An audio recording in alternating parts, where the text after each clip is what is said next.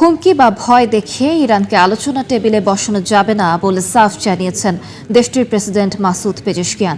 তেহরানে ফের হামলা হলে কঠিন জবাব দেওয়ার হুঁশিয়ারি দিয়েছে আইআরজিসি। এদিকে ইরান চাইলেই আলোচনা হতে পারে বলে আবারও জানিয়েছেন মার্কিন প্রেসিডেন্ট ডোনাল্ড ট্রাম্প। নৌ অবরোধের কারণে ইরানের তেল অবকাঠামো মারাত্মক ঝুঁকির মুখে পড়তে পারে বলেও ইঙ্গিত দিয়েছেন তিনি। হরমুজ প্রণালী খুলে দিতে ইরান অনুরোধ করেছে বলে দাবি করেছেন মার্কিন প্রেসিডেন্ট ডোনাল্ড ট্রাম্প।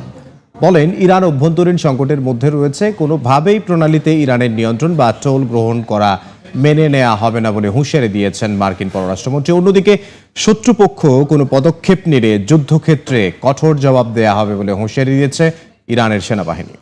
সংঘাত স্থায়ীভাবে বন্ধে শান্তি আলোচনায় একমত হতে পারছে না ইরান যুক্তরাষ্ট্র।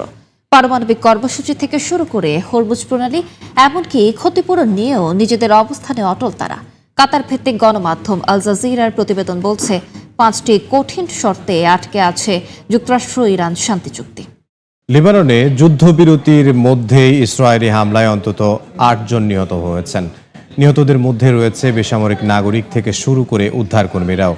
ইসরায়েলি বাহিনীর উপর পাল্টা ড্রোন হামলার দাবি করেছে সশস্ত্র গোষ্ঠী হিজবুল্লাহ। এরই মধ্যে ইসরায়েলের প্রধানমন্ত্রী বিনিয়ামিন নেতানিয়াহু দাবি করেছেন তারা হিজবুল্লাহর বড় টানেল নেটওয়ার্ক ধ্বংস করেছে।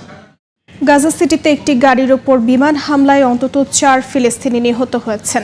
একই দিন গাজার দক্ষিণাঞ্চলে ইসরায়েলি বাহিনীর গুলিতে 9 বছর বয়সী এক শিশু নিহত হয়েছে। স্থানীয়দের দাবি, উপত্যকাটিতে এখন আর কোনো নিরাপদ জায়গা নেই।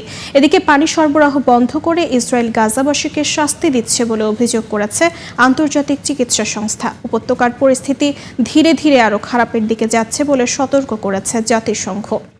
ইউক্রেন যুদ্ধ বন্ধে শিগগিরই সমঝোতায় পৌঁছানো যাবে বলে জানিয়েছেন মার্কিন প্রেসিডেন্ট ডোনাল্ড ট্রাম্প।